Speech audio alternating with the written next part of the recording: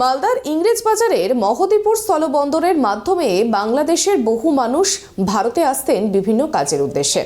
আবার এদেশের বাসিন্দারাও বাংলাদেশে যেতেন। করোনা পরবর্তী সময় পশ্চিমবঙ্গের অন্যান্য স্থলবন্দরে সাধারণ যাত্রী যাতায়াত চালু হলেও মহদীপুর বন্দরে এখনো চালু হয়নি।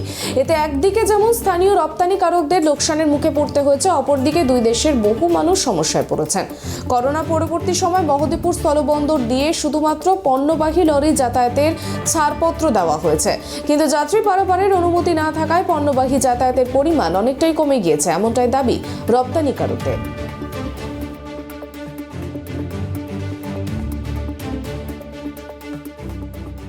এখানে আমাদের প্রচুর পরিমাণে সমস্যা হচ্ছে, বিভিন্ন ধরনের সমস্যা হচ্ছে। যেমন আপনার আমরা বাংলাদেশে যেতে পারছি না, বাংলাদেশের ইম্পোর্টার আমাদের দেশে আসতে পারছে না। এই কারণে আমরা বাংলাদেশে কোনো মাল ঢুকলো, সেই মালটা খারাপ বেরিয়ে গেছে, সেই মালটা আমরা দেখতে যেতে পারছি না। আর বাংলাদেশে যে 5-600 লোক প্রতিদিন আপ ডাউন করতো, আমাদের এখানে ছোট ছোট ব্যবসায়ী যেমন ছোটোখাটো হোটেল, মুদি দোকানদার, এগুলো ব্যবসায়ীরা ছোটো ছোটো ব্যবসায়ী ওরা মানে খুব সমস্যার সম্মুখীন হচ্ছে।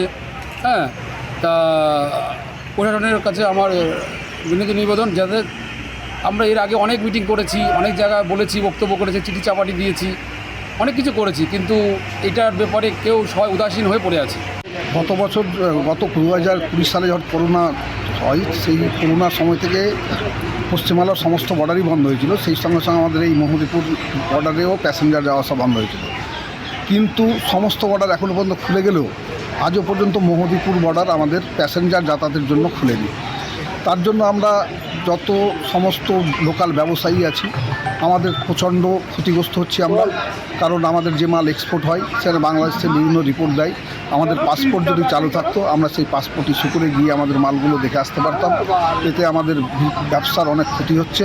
এর সঙ্গে সঙ্গে বাংলাদেশের থেকেও যারা লোকাল আছে, তাদেরও এখান থেকে রুগী টুগিয়া এটা দিয়ে আসতো, তাদের আসতে পারছে না, তারা অন্যান্য প্রান্ত দিয়ে যাচ্ছে এবং তারা দুর্ভোগের মুক্তি করছে এবং আমরা এখন চরম অশান্তির মধ্যে রয়েছি। আমরা এই ইমিগ্রেশন, আমাদের মহদীপুর ইমিগ্রেশন বহুত দিনের ইমিগ্রেশন। এখানে আমাদের প্রায় 600 থেকে 700 এক্সপোর্টার রেগুলারলি ব্যবসা করি এখানে। দীর্ঘ করোনার কালে আমাদের মহদীপুর এই ইমিগ্রেশন বন্ধ হয়ে আছে। তার ফলে আমাদের 0 পয়েন্টে যেটা একটা মিট, সেটাও বন্ধ আছে। বাংলাদেশে গিয়ে যে আমাদের ইম্পোর্টারের সাথে কথা বলবো, সেটাও বন্ধ হয়ে গেছে। কারণ আমাদের বিভিন্ন ক্ষেত্রে বাংলাদেশের মধ্যে যেতে হয়, বিভিন্ন রেটের কারণে বিভিন্ন প্রবলেম হয়ে গেলে, গাড়িতে মাল খারাপ হয়ে গেলে, তো তার জন্য আমাদের বাংলাদেশ যেতে হয়। এই জন্য আমরা এখন খুব চিন্তিত আছি যে কবে এই পাসপোর্টটা খুলবে। কারণ আমরা বিভিন্নভাবে বিভিন্ন সরকারি দপ্তরে চিঠি করেছি আমাদের অ্যাসোসিয়েশন থেকে, সেই চিঠির কোনো এখনও সদুত্তর বা কবে খুলবে তার কোনো ঠিকানা নেই। এই করে আমাদের এক্সপোর্টার এবং বিভিন্ন যারা ব্যবসায়ীর সাথে জড়িত, তারা বিভিন্ন সমস্যার মধ্যে আছে।